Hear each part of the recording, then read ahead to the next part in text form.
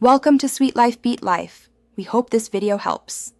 You start by gathering the PNR and the mobile number used to book the ticket. That's essential because the system verifies identity. Once you have those, open the Msrtc app or website and choose the ticket cancellation section. This avoids delays. Make sure you are logged in or select the guest lookup and enter the PNR and mobile number so the system retrieves your booking. This first step ensures you can access cancellation options and view refund estimates immediately. Once logged in and the booking loads, locate the specific ticket and tap to view passenger details and route.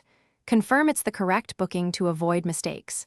Then choose the Cancel button and decide whether to cancel the whole ticket or specific seats if applicable.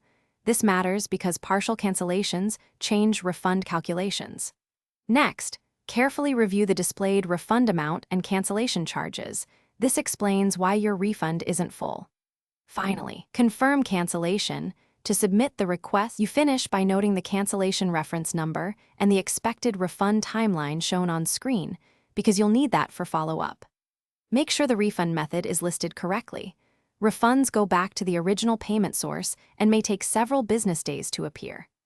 If the cancellation fails or you see an error, retry the booking lookup, clear cache, or contact Msrtc support with your PNR and reference. That helps resolve holds or payment reversals quickly.